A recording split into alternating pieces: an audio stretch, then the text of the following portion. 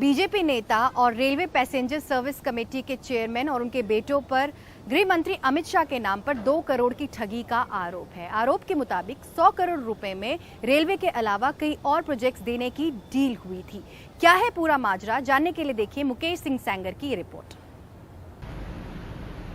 ये हैं मुंबई के बड़े कारोबारी। फिलहाल हम इनका नाम और पता नहीं बता रहे। इनका आरोप है कि बीजेपी नेता और रेलवे पैसेंजर सर्विस कमेटी के चेयरमैन रमेश चंद्र रत्न और उनके बेटे ब्रजेश रत्न ने रेलवे के अलावा कई और प्रोजेक्ट दिलवाने के नाम पर उनसे 100 करोड़ की डील की और 2 करोड़ रुपए एडवांस ले लिए। बाद में पता चला कि उनके साथ ठगी हुई है। दिल्ली पुलिस ने इस मामले में केस दर्ज कर लिया है। अगले दिन मेरे पास सुबह 9 बजे राहुल शाह का फ़ोन आया और कई सारे मिस कॉल भी आए थे अनीस बंसल के, जो भाई साहब आप 2 रुपये का टोकन लेके काम आपका हो जाएगा, 2 रुपये का टोकन लेके आप वहाँ कुशक रोड पे जाइए, जहाँ पे ये कॉल करेंगे गृह मंत्री साहब को और अगले 1 घंटे में आपकी मीटिंग करवाई जाएगी।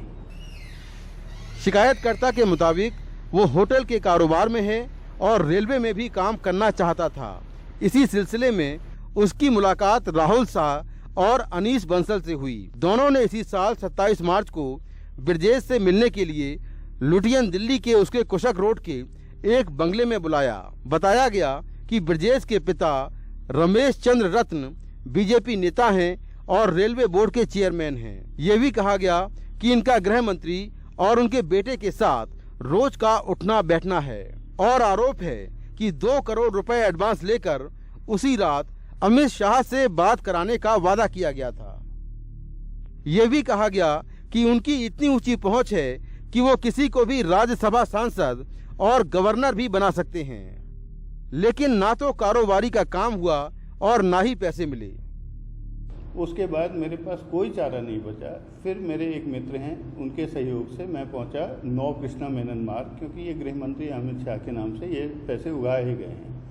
और फाइनली इन्होंने, ब्रजेश रत्न ने ये बताया था, जो 2 करोड़ तो साहब के पास आगे चले गए, ठीक है, आप वहाँ जाके अपने पैसे ले आओ और 3 करोड़ और दे दो क्योंकि मेरी बात खराब हुई है। तो मैं तो बिल्कुल ही शॉक में था, जो ये लोग क्या बात कर रहे हैं। तो मैंने डायरेक्ट जो है गृह मंत्री जी के यहाँ गया, 2 एप्लीकेशन, एक कमिश्नर ऑफ पुलिस दिल्ली के नाम से लिखा, एक प्रति मैंने माननीय गृह मंत्री जी को दी और उसके बाद जो है ये स्पेशल सेल वालों ने उसके बाद ये केस दर्ज करवाया है। जब इस मामले में हमने रमेश चंद्र रत्न के बारे में पता किया तो पता चला कि वो रेलवे बोर्ड के चेयरमैन नहीं बल्कि रेलवे पैसेंजर सर्विस कमेटी के चेयरमैन हैं। रमेश चंद्र कैमरे पर तो नहीं आए, लेकिन उन्होंने फोन पर बताया कि मैं बीजेपी से जुड़ा हूँ, मेरा जीवन शीशे की तरह साफ है, पुलिस जांच कर रही है, जांच में सब साफ हो जाएगा।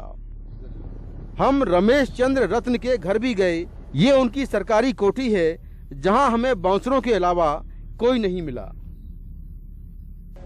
शिकायतकर्ता के मुताबिक आरोपी उसे बार बार धमकी दे रहे थे। ठगी गृह मंत्री अमित शाह के नाम से की गई थी, इसीलिए 9 जून को सीधा वो गृह मंत्री के घर पहुंचा और उसने पूरे मामले की शिकायत की। इसके बाद गृह मंत्री के दफ्तर से तुरंत दिल्ली पुलिस को इस मामले की जांच के आदेश दिए गए। जांच के बाद दिल्ली पुलिस ने 1 जुलाई को इस मामले में धोखाधड़ी और आपराधिक साजिश के तहत केस दर्ज कर लिया। हालांकि अब तक कोई भी आरोपी गिरफ्तार नहीं हुआ है। नई दिल्ली से मुकेश सिंह, एनडीटीवी इंडिया।